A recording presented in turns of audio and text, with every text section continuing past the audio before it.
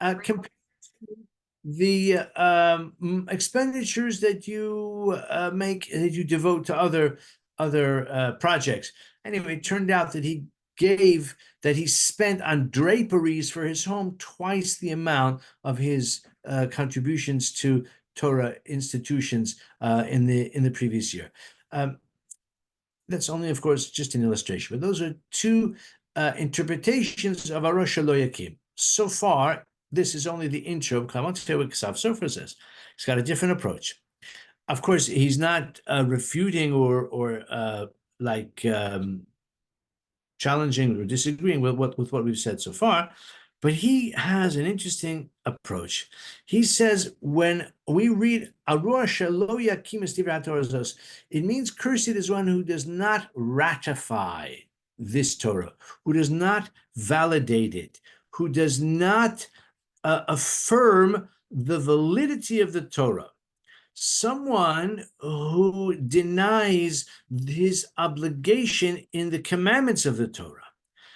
In other words, a person who maintains that the commandments of the Torah are not binding, are not applicable, are not incumbent upon him or upon others, such a person, even if his transgressions are scant, if his disobedience is in a relatively minor area, but by denying the whole system of the Torah, by denying the need or the obligation to recognize the applicability of the Torah, he has become subject to this curse, to this arur.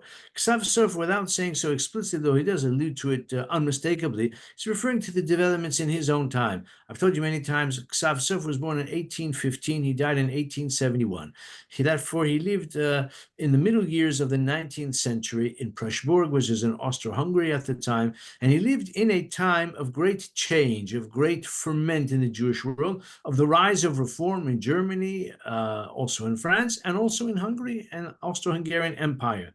And he was aware of, and he was grappling, contending with this phenomenon of people, including rabbis, reform rabbis, who deny the authority of the Torah altogether. He says, Onshul Chamur, his punishment is going to be grievous, even though the transgression relates to only a relatively minor infraction, because he's denied the need to uphold the Torah altogether. He doesn't mention this because it only happened a few years after his death. Excuse me. But we have the famous case, I think it was in 1883, I believe, of the Treifa banquet, what became known as the Treifa banquet. This was an event that took place in Cincinnati, Ohio. It was, believe it or not, the Chag HaSmicha. It was a celebration to mark the ordination of the first 4 rabbis to be ordained in the American continent ever. And this was a fundraising event. It was a sort of publicity opportunity. Many dignitaries from the East Coast, from New York, from Philadelphia, from elsewhere came to Cincinnati. The geography is not important, but the point is, it was a big event, very lavish event as well. And the people who came, many of them were scandalized to discover that the menu consisted of a cornucopia of treif possibilities. There was a shellfish, there was pork, there was, I think, frog's legs that had as well. There was a remarkable, like almost a deliberate, probably was a deliberate demonstration of the disdain that they had for the kosher laws. This was by design. It was a kind of publicity stunt in order to demonstrate that the Judaism for America is a new form of Judaism. And as I said, it became known as the Treifa banquet. I have a whole lecture on it. Now's not the time for it. But that is an excellent illustration of the phenomenon that Ksav Sofer refers to, where he says, Parasha Lo Yakim es Divrei Torah zos. Lahakim, he says, is to validate, to acknowledge the authority of the Torah. He says a further idea as well, related. He says that Also, it can be understood as a reference to someone, because take another look, which does not validate the words of this Torah. So this Torah, Moshe Rabbeinu is addressing the Jewish people near the end of his life. This Torah, which has been given to the Jewish people up to that point, contains nearly all of the Taryag mitzvahs. Maybe a very small number are still to come in the chapters still ahead.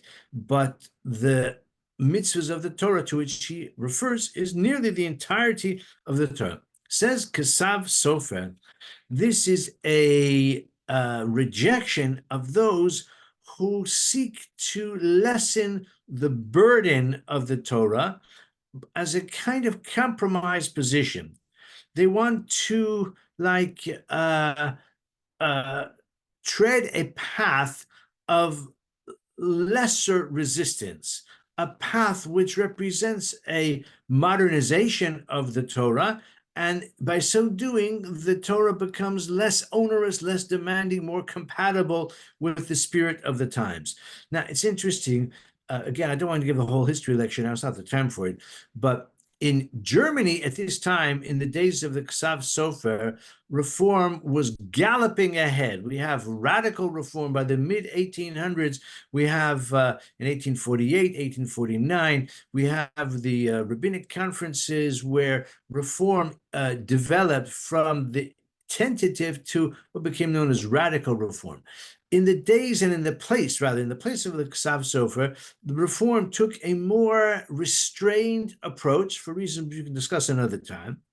And he therefore says that he was sort of dealing with a worldview that did not necessarily seek to discard and to denigrate the entirety of the Torah system, but rather to reform it in a more palatable manner. I wrote here, he doesn't give these examples, but I've written a few of them. I have to say this is a bit controversial because Kesav Sofer was reflecting the approach of the Hungarian Jewish community, which was fashioned especially by his father Chassam Sofer, which was rejectionist, which was a kind of reactionary form of Judaism in which the attempts or the efforts at modernization met with a lot of pushback. And it's almost as if the traditionalists were unwilling to yield at all in any way. And we have still a reflection of this nowadays in some groups within the Orthodox Jewish world that are characterized by a determined resistance to any kind of modernity, we can say. And it's one can question as to whether that's the right approach or the more effective approach. But in any case, this is what the Kesav Sofer expresses. So, for example, if and all of these are practical within the conservative Jewish world, Yom Tov, that is only observed for one day in the diaspora. According to Torah law, according to I should say rabbinic law, according to Talmudic law, in Chutz La'aretz we have 2 days of Yom Tov. But many said, well, let's just get by with one day. That's the original Torah obligation. One day is enough. We won't do two, we'll do one. Or the idea that one should not drive on Shabbos, but you can drive if you're going to shul on Shabbos. An umbrella is another example. The, so to speak, the extreme difficulty of walking from here to there in the rain without an umbrella. So there are halachic objections to opening an umbrella, to carrying an umbrella. So some said, yes, we do keep Shabbos, but I'm not going to get wet in the rain. I'll just carry an umbrella. Without going into the halachic details of it, it's a kind of mindset which seeks to limit or to lighten the halachic responsibility.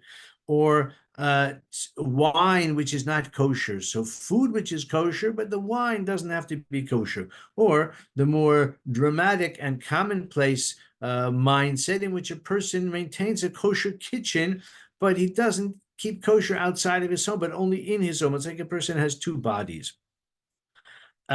One can ask whether this is a strategic compromise in order to still maintain part of the Torah, or whether this undermines the integrity of the halachic system in its entirety.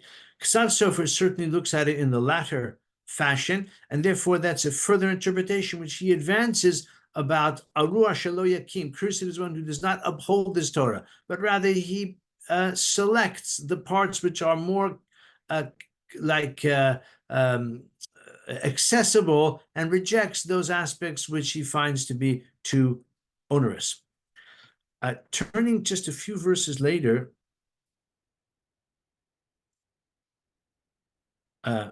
or actually, is it, or is it further on?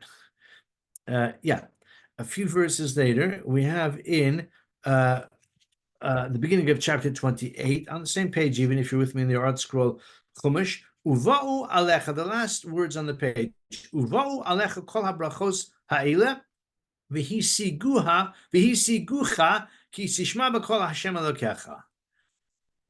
All these blessings will come upon you and overtake you if you hearken to the voice of God.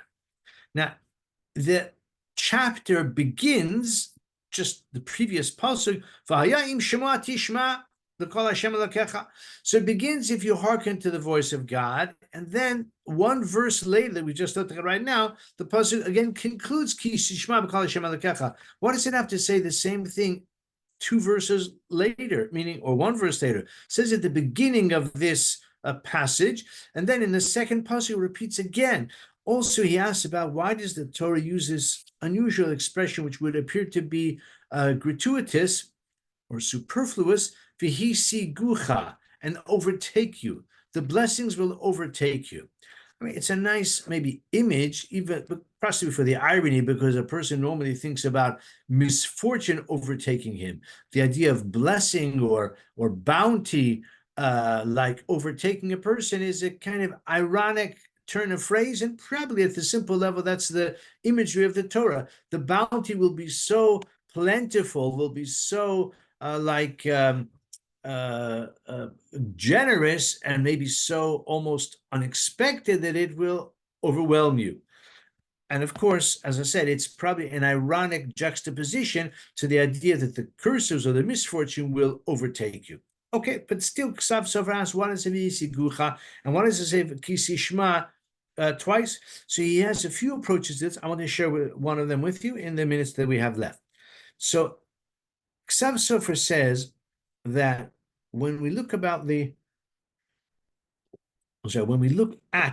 the curses, because again, our Parasha, Ki Tavo, is dominated. The largest single theme of the Parasha is the tochacha, the rebuke, the admonition, the prophecy relating to dire, extreme misfortune and trauma which will overcome the Jewish people. That is an extended passage, and these are the curses. Actually, we've begun chapter 28 with a number of blessings until verse 14, but from Pasuk Tes Vav to the rest of the long chapter, we have the curses. And in the curses, there the Torah says, that your accomplishments, the yield, I should have checked this before exactly where the pasuk can be found.